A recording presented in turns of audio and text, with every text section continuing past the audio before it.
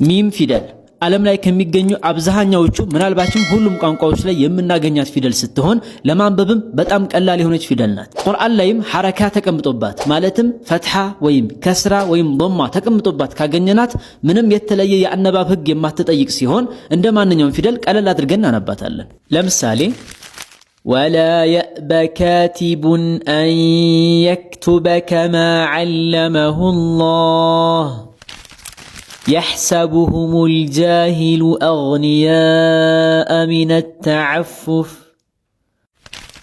ونقر في الأرحام ما نشاء إلى أجل مسمى ስለዚህ ማንኛውም ሐረካ ተቀምጦባት ካገኘናት ምንም የተለየ አነባብ የላትም እንደ ማንኛውም ፊደል በቀላሉ እናነባታለን። ይህ ብቻ አይደለም፣ ከዚህ በተጨማሪም ከላይዋ ላይ የሱኩን ምልክት ተቀምጦባት ካገኘናት እንዲሁ እንደተለመደው በግልጽ ያለ ምንም የተለየ አነባብ በቀላሉ እናነባታለን። ለምሳሌ ለኩም ዲኑኩም ወሊየዲን አም ሁም ضሉ السبيل أم لم يعرفوا رسولهم فهم له منكرون ስለዚህ በአጭሩ ሚም ፊደል ሐረካ ከተቀመጠባት ምንም ችግር የለውም በቀላሉ እናነባታለን። እንደዚሁ ሱኩን ከተቀመጠባትም ምንም ችግር የለውም በቀላሉ እናነባታለን። ችግሩ ምኑ ላይ ነው ታዲያ? ችግሩ ከሚም ሱኩን ቀጥሎ ባእ ፊደል አለያም ሚም ፊደል የመጣ ጊዜ ነው። የዛኔ ግን ለየት ያለ አነባብ ይኖራታል። አንደኛ ከሚም ሱኩን ቀጥሎ ባእ ፊደል በሚመጣበት ጊዜ ሚሙን በግልጽ ባናነበውም ነገር ግን ድምጹ ላይ ሁለት ሐረካ ያክል ቆየት ብለን እናነባለን። ባጭሩ ከሚም ሱኩን ቀጥሎ ባእ ፊደል ሲመጣ የሚም ሱኩን የጉና ድምጹ ላይ ወይም ደግሞ የአፍንጫ ድምጹ ላይ ሁለት ሐረካ ያክል ቆየት ብለን እናነባለን ማለት ነው። ለምሳሌ ወማ ሁም ቢሙእሚኒን ومن يعتصم بالله إن ربهم بهم እነዚህ አንቀጾች ላይ እንዳስተዋል ነው ሚሟ ላይ ምንም አይነት ሐረካም ሆነ ምንም አይነት ምልክት የለባትም። ስለዚህ ሱኩን ናት ማለት ነው። ታዲያ ከዚች ሱኩን ከሆነችው ሚም ቀጥሎ ባእ ፊደል በመምጣቱ የሚሙ የአፍንጫ ድምጽ ላይ ሁለት ሐረካ ያክል ቆይተን አንብበናል። ሚሟን በግልጽ ግን አናነባትም። ወማሁም ቢሙእሚኒን ወይም ደግሞ ወመን يعتصم بالله ብለን በግልጽ አናነብም። ይልቁንስ የሚሟ የአፍንጫ ድምጽ ላይ ወይም ደግሞ ጉናዋ ላይ ሁለት ሐረካ ያክል ቆየት ብለን እናነባለን ማለት ነው። እዚህ ላይ ታዲያ ይህ ህግ የሚሰራው ሚሟ ሱኩን የሆነች ጊዜ ወይም ምንም ምልክት የሌላት ጊዜ እንጂ ሐረካ ካላት ከሷ ቀጥሎ ባእ ፊደል ቢመጣም ይህ ህግ አይሰራም። ሚሟን በግልጽ እናነባታለን።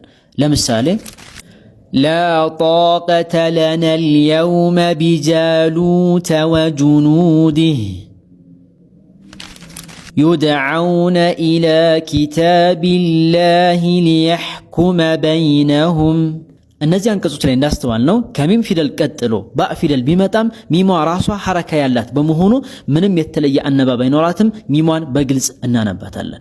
ሁለተኛ ከሚም ሱኩን ቀጥሎ ሚም ፊደል ራሱ ከመጣ ሁለቱንም ሚሞች አንድ ላይ በማዋሃድ ወይም በመጨፍለቅ ልክ እንደ አንድ ሚም አድርገን አጥብቀን በማንበብ የጉና ድምጹ ላይ ሁለት ሐረካ ያክል ቆይተን እናነባለን። ባጭሩ ከሚም ሱኩን ቀጥሎ ሚም ከመጣ ሁለቱንም ሚሞች እንደ አንድ ሚም ጨፍልቀን ወይም አዋህደን በማንበብ የጉና ድምጻቸው ላይ ሁለት ሐረካ ያክል ቆየት ብለን እናነባለን ማለት ነው። ለምሳሌ ولا تخرجون أنفسكم من دياركم فلما جاءهم ما عرفوا كفروا به الذي أطعمهم من جوع وآمنهم من خوف ስለዚህ እነዚህን ሁለቱን ሚሞች ለየብቻ ነጣጥለን አናነብም። አንፉሰኩም ሚን ዲያሪኩም ብለን ማለት ነው። ይልቁንስ ልክ እንደ አንድ ሚም ጨፍልቀን አዋህደን እናነባለን። የጉና ድምጽ ላይ ሁለት ሐረካ ያክል መቆየት እንዳንረሳ። ሶስተኛ ሚም ፊደል ራሷ ላይ የሸዳ ምልክት ተቀምጦባት ካገኘናት የዚህን ጊዜ የጉና ድምጿ ላይ ሁለት ሐረካ ያክል ቆየት ብለን እናነባታለን። ለምሳሌ عما يتساءلون ወአመ አለዚነ ከፈሩ ኡላኢከ ዐላ ሁደን ሚን ረቢሂም። ስለዚህ ባጭሩ ሚም ላይ የሸዳ ምልክት ካገኘንባት ቀጥታ የጉና ድምጿ ላይ ሁለት ሐረካ ያክል ቆየት ብለን በማንበብ እናነባታለን ማለት ነው። እዚህ ላይ አንድ መርሳት የሌለባችሁን ጠቃሚ ነገር ልንገራችሁ። እሱም በእነዚህ በሁለቱ ምሳሌዎች መካከል ያለውን ልዩነት ጠንቅቃችሁ ማወቅ ይኖርባችኋል። ثم ما أدراك ما يوم الدين أن منكم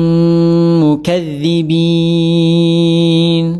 የመጀመሪያው ምሳሌ ላይ እንዳስተዋልነው ሁለቱ ሚሞች በተከታታይ ቢመጡም ነገር ግን ለየብቻ ነጣጥለና ያነበብናቸው። ثم ما ለምን ከተባለ የመጀመሪያው ሚም ሐረካ ስላላት ወይም ሱኩን ስላልሆነች ነው። ሆኖም ሁለተኛው ምሳሌ ላይ እንዳስተዋልነው ሁለቱ ሚሞች በተከታታይ መጥተው ልክ እንደ አንድ ሚም ጨፍልቀና ያነበብናቸው።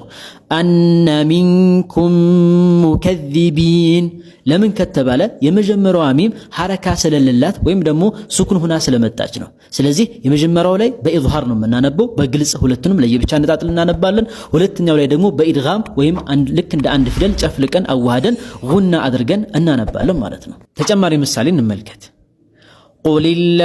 ቁልላሁመ ማሊከል ሙልክ ሚን ዐዛቢ ረቢሂም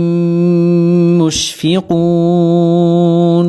ስለዚህ ሁለት ሚሞች በተከታታይ መጥተው የመጀመሪያው ሚም የተሐረከ ወይም ሱኩን ያልሆነ ከሆነ ሚሞቹን ለየብቻ ነጣጥለን በግልጽ ነው የምናነባቸው።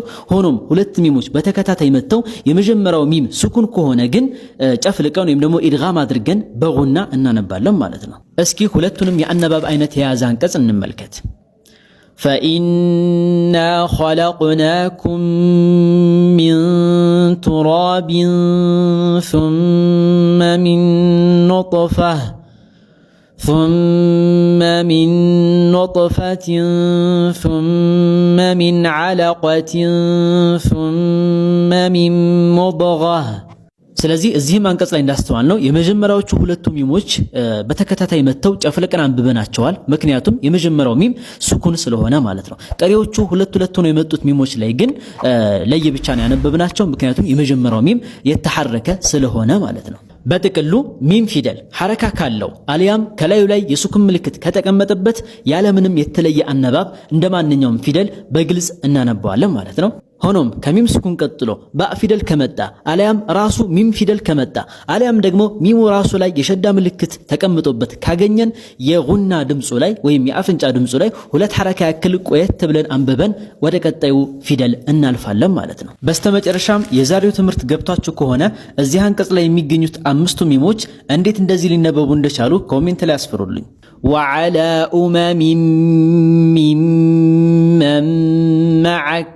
የዛሬው ቪዲዮአችን ይህን ይመስል ነበረ።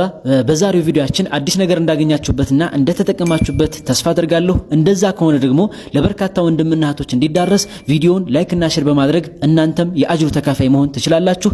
በቀጣይ በሌሎች ቪዲዮዎች እስክንገናኝ ድረስ መልካም ጊዜ እመኝላችኋለሁ።